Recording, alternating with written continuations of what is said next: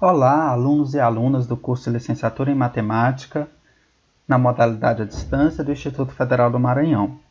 Começamos aqui a nossa videoaula 1, intitulada A História da Língua Brasileira de Sinais, no âmbito da unidade 1, Conhecendo o Universo da Libras. Nesta videoaula, nós vamos aprender um pouco sobre a história da educação de surdos e da língua de sinais no mundo e no Brasil. Para início de conversa, nós precisamos aprender a diferenciar a expressão povo surdo da expressão comunidade surda. Estas expressões são muito comuns no nosso cotidiano e, por vezes, nós as utilizamos de maneira inadequada. Vamos aos conceitos? Povo surdo é o grupo de sujeitos que tem costumes, história e tradições em comum, cuja concepção de mundo é construída por meio da visão. Podemos então perceber que a expressão povo surdo é utilizada de maneira generalizada para se referir à população surda. Portanto, povo surdo se refere à população surda. Não está incluído nessa expressão o grupo de pessoas ouvintes.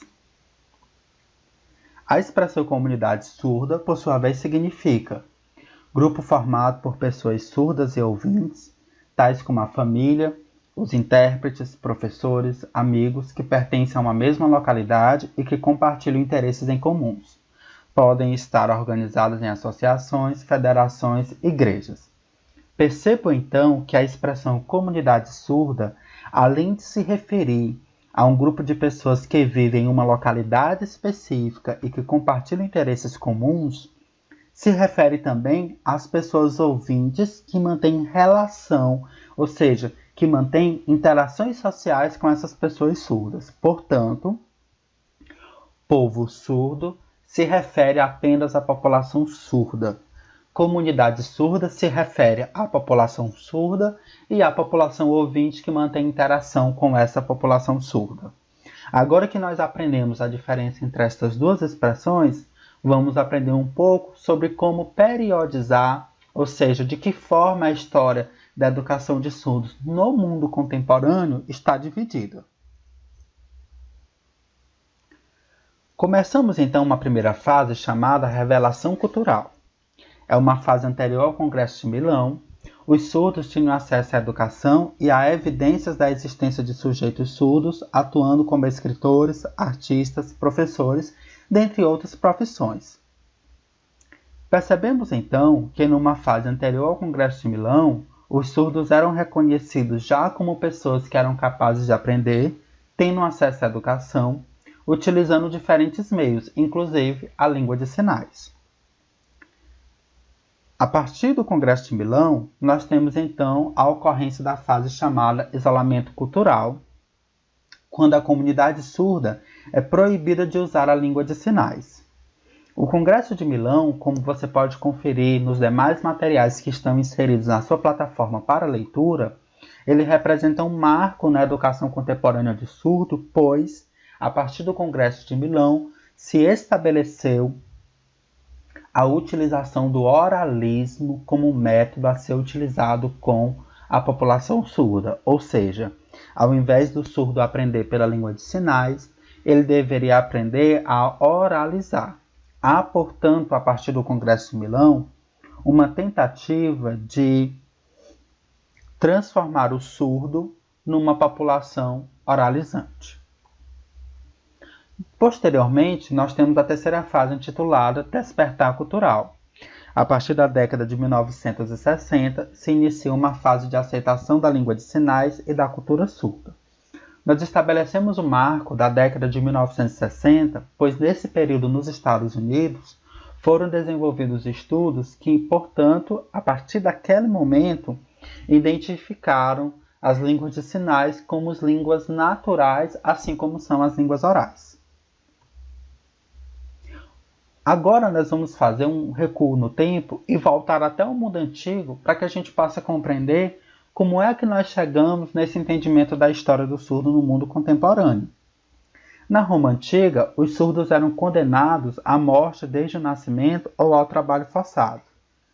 Na Grécia Antiga, os surdos eram considerados inválidos e um incômodo para a sociedade. eram abandonados para morrer ou usados na escravidão. Em ambos os casos, seja na Roma ou na Grécia Antiga, nós temos aqui um cenário de exclusão da população surda. Quando esse bebê era identificado como surdo, em muitos casos ele era abandonado pela família nas matas, era jogado de um penhasco ou mesmo jogado nos rios para morrer afogado. Quando a surdez era identificada, já quando essa criança estava crescida, ou quando a mãe, o pai, a família de maneira geral, os responsáveis por essa criança, decidissem que ele não seria abandonado à morte, era permitido então que ele crescesse e, uma vez maduro, fosse utilizado no trabalho forçado ou na escravidão. Nós percebemos aqui um entendimento e uma visão daquelas sociedades de que o surdo não era capaz de desenvolver conhecimentos intelectuais e serviria apenas para o trabalho braçal. No Egito e na Pérsia, os surdos eram considerados privilegiados, pois acreditava-se que eles se comunicavam secretamente com os deuses. Os surdos tinham vida inativa e não eram educados, mas eram protegidos. Quando nós comparamos Egito e Pérsia com Grécia e Roma, nós percebemos que no Egito e na Pérsia a situação era um pouco melhor para esse surdo, mas em ambos os casos eles eram vistos como excepcionais. Dando prosseguimento então ao estudo do mundo antigo, nós sabemos que os filósofos eles tinham um papel importante, como era o caso do filósofo Aristóteles. Eles desenvolveram teorias e eles tentavam explicar o mundo através de um caminho diferente das explicações da religião. Em 500 a.C., Hipócrates associou a clareza da palavra com a mobilidade da língua. Portanto, nós podemos perceber que Hipócrates não faz nenhuma menção da comunidade surda e nem do povo surdo que existia no mundo naquele momento.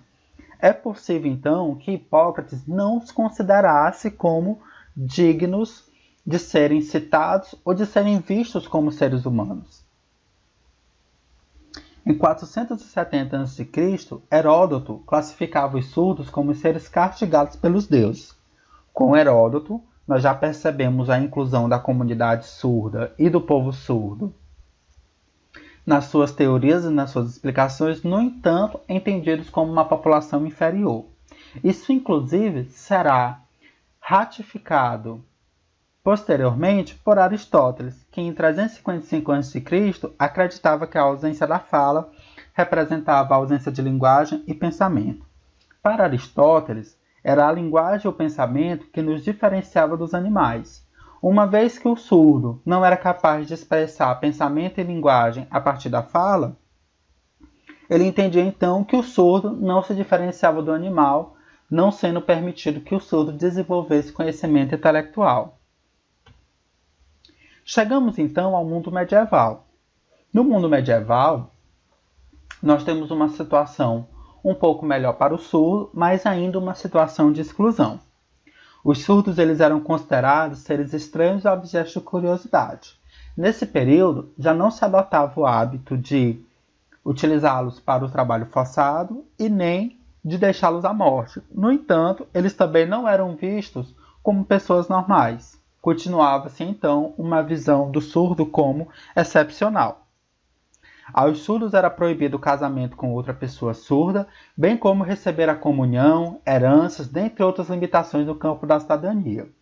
O surdo não podia casar com outra pessoa surda porque ele era considerado incapaz. Portanto, para que se processasse um casamento, deveria ser com uma pessoa que oralizasse e, portanto, fosse considerada capaz.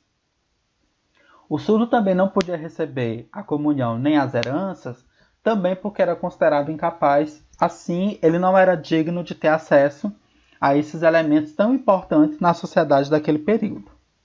No entanto, em 1530, melhor dizendo, em 530 d.C., os monges beneditinos na Itália empregavam o uso de sinais para se comunicar ao mesmo tempo que não violavam um voto de silêncio.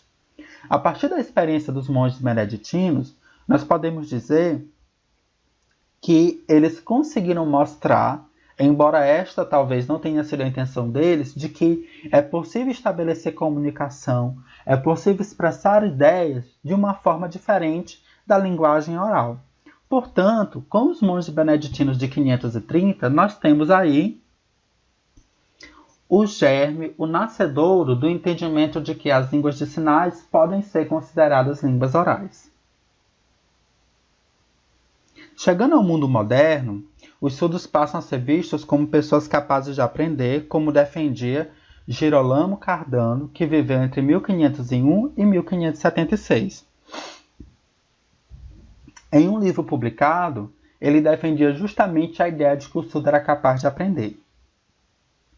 Pedro Ponce de León, que viveu entre 1510 e 1584, portanto no mesmo período de vida de Girolamo Cardano, fundou a primeira escola para surdos, utilizando como método a datilologia, que é o alfabeto manual, a escrita e a oralização.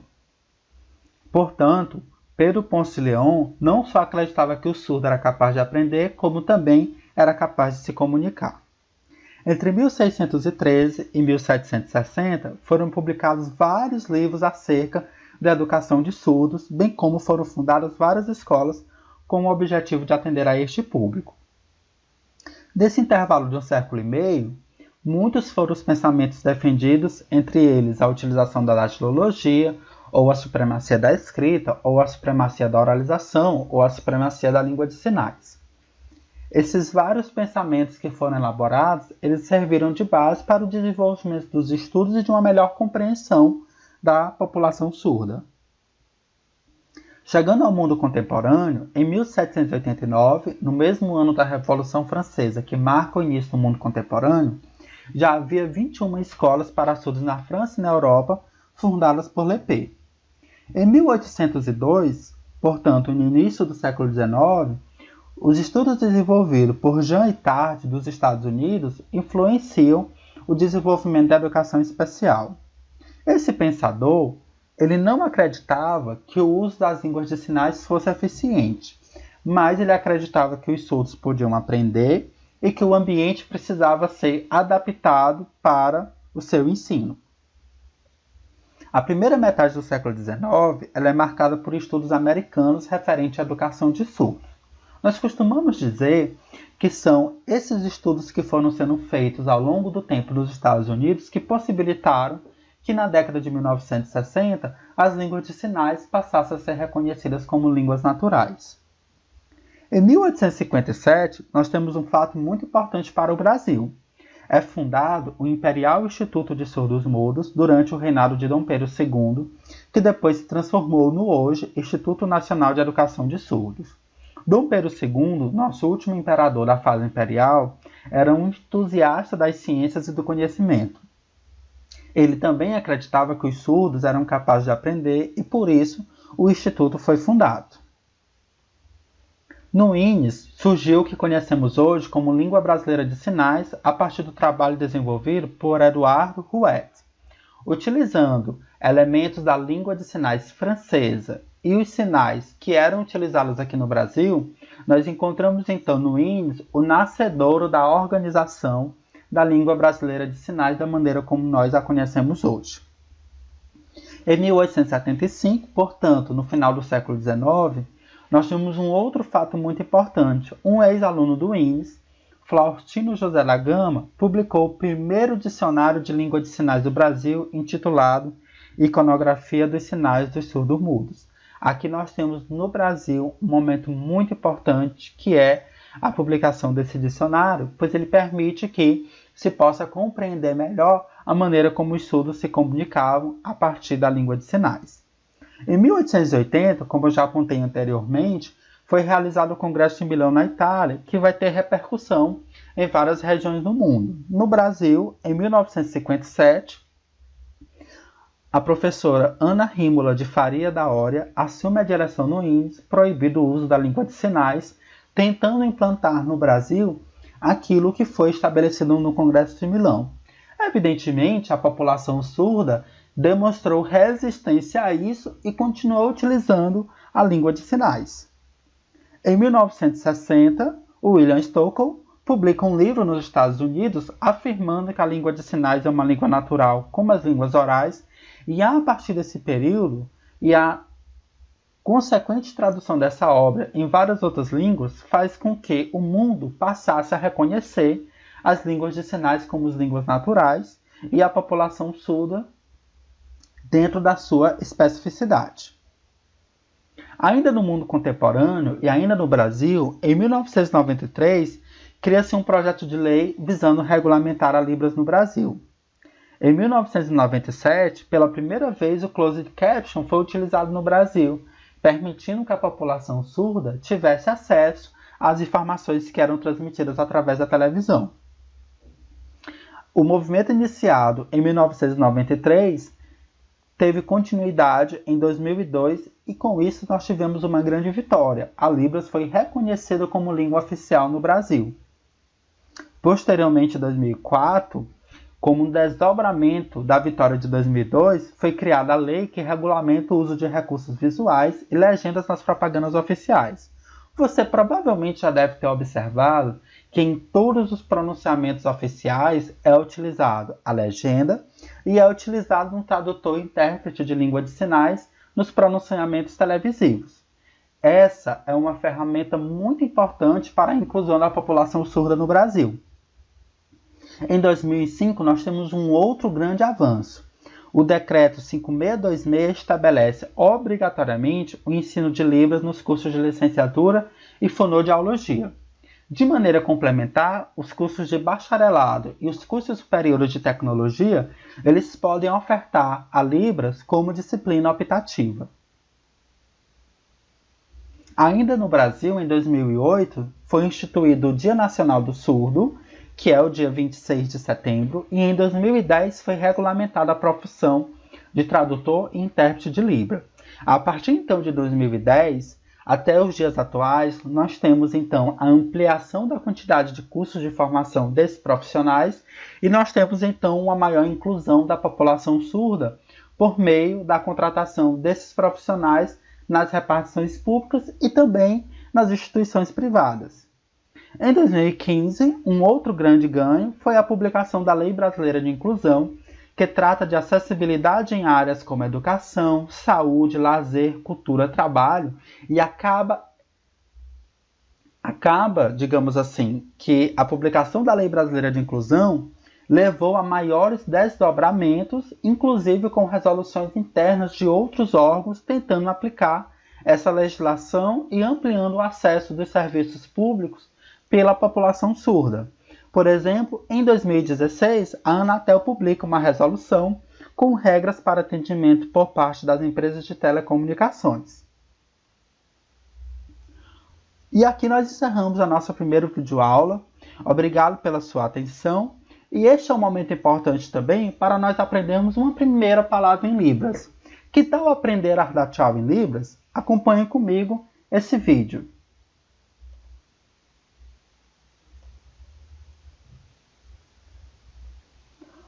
Então, como pode ser percebido, o tchau na língua brasileira de sinais é muito parecido, é exatamente igual ao tchau que nós utilizamos enquanto língua oral.